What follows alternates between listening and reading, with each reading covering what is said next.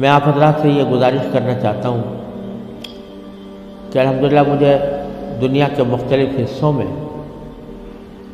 جانے کا موقع ملا ہے۔ دنیا کے 6 بر اعظم میں سے کوئی بر اعظم ایسا نہیں ہے جہاں میں حاضر نہ ہوا ہوں، اور خاص طور سے ان ممالک میں جہاں مسلمان اقلیت میں ہیں، وہاں کے حالات کو دیکھنے کا بھی اتفاق ہوا ہے، وہاں کے مسلمان بھائیوں اور بہنوں سے خطاب کا بھی موقع ملا ہے، ان کے مسائل سے بھی فی الجملہ الحمدللہ واقفیت حاصل ہوئی ہے۔ لیکن اس تمام تجربے اور مشاہدے کے نتیجے میں جو بات میں سمجھتا ہوں وہ یہ ہے کہ جن ممالک میں مسلمان اقلیت میں ہیں، وہاں ان کا سب سے بڑا مسئلہ، جسے موت و حیات کا مسئلہ کہنا چاہیے، وہ اپنے نئی نسل اور بچوں کی تعلیم و تربیت کا مسئلہ ہے۔ اس سے بڑا کوئی اور مسئلہ نہیں۔ اور یہ مسئلہ الحمدللہ مختلف جگہوں پر مدارس کے قیام کے ذریعے، مکاتب کے قیام کے ذریعے اور اسلامی اسکولوں کے قیام کے ذریعے ان کو حل کرنے کی کوشش کی جا رہی ہے، لیکن اب بھی جو ضرورت ہے اس ضرورت کے حساب سے اگر دیکھا جائے تو شاید ابھی 1% بھی کام نہیں ہوا۔ اور یہ ایک ایسا مسئلہ ہے جس کو میں موت و حیات کا مسئلہ سمجھتا ہوں، اور آپ نے تو اس کا زیادہ بہتر طریقے سے مشاہدہ کیا ہوگا، لیکن میں آپ کو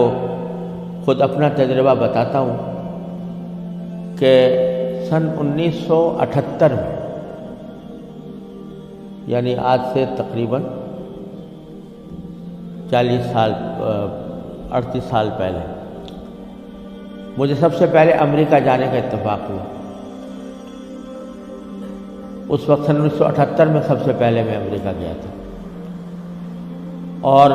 ایک مسلمان تنظیم کی دعوت پر گیا تھا۔ مسلمان تنظیم کا اس وقت بہت سی مسلمان تنظیموں کا ایک وفاق تھا جس نے ہمیں دعوت دی تھی۔ تو جب میں اس تنظیم میں پہنچا اور اس کا سالانہ کنونشن تھا، اس میں حاضری ہوئی، تو سب سے پہلے تو میں یہ دیکھ کر حیران رہ گیا کہ جب شام کو دعوت کا اہتمام کیا گیا تو اس میں کہیں دور دور حاضرین کے اندر اسلام اور دین کا کوئی شائبہ نظر نہیں آتا۔ خواتین اور نوجوان لڑکیاں وہ مردوں کے ساتھ اور نیم برہنہ لباس میں بیٹھی ہوئی تھی، اور پھر اعلان یہ کیا گیا کہ اگر کسی کو حلال کو کھانا کھانا ہو تو مچھلی استعمال کریں، جس کا مطلب یہ تھا کہ کھانے میں حلال کا بھی کوئی فکر نہیں تھی۔ وہاں بیٹھنا مشکل ہو گیا، ہم لوگ کہیں الگ چلے گئے۔ اس کے بعد معلوم ہوا کہ ایک رقص و سرود کی زبردست محفل منعقد ہوئی۔ ایک بوٹنگ کا پروگرام تھا، اس بوٹنگ کے پروگرام میں سارا جو پروگرام تھا وہ رقص و سرود کی محفل میں گم ہو کر رہ گیا۔ یہ سارے نظارے دیکھنے کے بعد جب مسلمان تنظیم جس نے دعوت دی تھی اس کے سربراہ سے میں نے شکوہ کیا کہ بھائی آپ نے مسلمان تنظیم ہے اور اس میں کہیں دور دور بھی کوئی شائبہ دین کا نظر نہیں آتا، تو آپ کیا کرتے ہیں، کس وجہ سے آپ نے یہ اجتماع منعقد کیا ہے؟ تو وہ لبنانی تھے وہ صاحب جن سے میں نے شکوہ کیا، تو اس کے جواب میں ان کی آنکھوں میں آنسو آنے لگے اور کہنے لگے مولانا آپ صحیح کہتے ہیں، لیکن یہ وہ قوم ہے کہ جس کے بارے میں بس ہم اتنا چاہتے ہیں کہ یہ کم از کم اپنے آپ کو مسلمان کہتی رہے۔ یہ اگر ہم یہ سمجھتے ہیں کہ اگر یہ صرف اپنے آپ کو مسلمان کہتی رہے تو یہ بھی ہماری کامیابی ہے، ورنہ اس کو اسلام سے کوئی تعلق رہا نہیں۔ ان کے آباء و اجداد کھانے پینے کی تلاش میں، تجارت اور معیشت کی تلاش میں یہاں آئے تھے۔ ان کو اپنے بچوں کی تعلیم و تربیت کی کوئی فکر نہیں تھی۔ یہ اسی ماحول کے اندر پلے بڑے ہیں، اور اس کے نتیجے میں ان کو دور دور بھی کہیں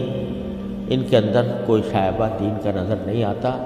ہمارا کام صرف یہ ہے کہ ان کو اس بات پر جمع کر لیں کہ بھئی تم مسلمان ہو، اپنے آپ کو مسلمان کہتے رہو، ورنہ اسلام کی کوئی چیز ان کے اندر باقی نہیں رہے۔ یہ منظر میں نے 1978 میں اپنی آنکھوں سے دیکھا، اور یہ عبرت ہوئی کہ اگر مسلمانوں نے اپنے بچوں کو، اپنی نسلوں کو صحیح تعلیم و تربیت دینے کی طرف توجہ نہ دی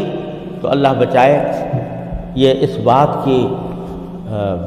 کا اندیشہ ہے کہ اللہ بچائے جو آنے والی نسلیں ہیں وہ اللہ بچائے مرتد نہ ہو جائے۔ اور اگر خدا نہ کرے ہماری اس بے توجہی اور غفلت کی وجہ سے ایسا ہوا کہ ہماری نئی نسلیں گمراہ ہوئیں، غلط راستے پر گئیں، تو اس کا وبال ہمارے اوپر، کیونکہ قرآن کریم کا ارشاد یہ ہے کہ ایھا الذین آمنوا قوا انفسکم واہلیکم نارا۔ جہنم سے بچانا صرف انسان کے لیے اپنا فرض نہیں ہے کہ وہ خود اپنے آپ کو بچائے، بلکہ اپنے گھر والوں کو بچانا بھی اس کی اپنی ذمہ داری۔ اور یہ بڑی شرم کی بات ہوگی کہ ہمارے آباء و اجداد نے ہمیں اللہ تعالیٰ کے فضل و کرم سے ایمان اور اسلام کی دولت ورثے میں عطا فرمائی، اور ہم اپنی اولاد کو اللہ بچائے غلط راستے کے اوپر ڈالنے کے ذمہ دار بنے۔ اس سے زیادہ شرم کی، اس سے زیادہ نقصان کی کوئی اور بات نہیں ہو سکتی۔ لہٰذا یہ مسئلہ جس اہمیت کے ساتھ توجہ کا محتاج ہے، اللہ تعالیٰ کا بڑا فضل و کرم ہے، اب حالات میں تبدیلی آ رہی ہے، خاص طور سے انگلینڈ میں اور امریکہ میں بھی اب بہت مسلمانوں کو اس طرف توجہ ہوئی ہے، ادارے قائم ہو رہے ہیں، لیکن جس پیمانے پر ضرورت ہے اس پیمانے کی ابھی تک کمی ہے، اور اس کا واحد علاج یہی ہے کہ جس کے دل میں بھی یہ درد ہے وہ دامے، درمے، قدمے، سخنے، جس طرح بھی ہو سکے وہ ایسے ادارے قائم کرنے کی کوشش کرے، اور اداروں کے ساتھ تعاون کرے، اس میں اپنے بچوں کو بھیجنے کا اہتمام کرے۔ لوگ چندے کرتے ہیں، ٹھیک ہے، چندہ بھی مالی وسائل کو جمع کرنے کے لیے وہ بھی ایک اہم چیز ہے، لیکن زیادہ اہم چندہ یہ ہے کہ اپنی اولاد کو ایسے اداروں کے اندر بھیجنے کی کوشش کریں جہاں پر چاہے ان کو دنیا کے علوم کی بھی تعلیم دی جا رہی ہو، لیکن اسلامی ماحول میں دی جا رہی ہو، اسلامی تربیت کے ساتھ دی جا رہی ہو۔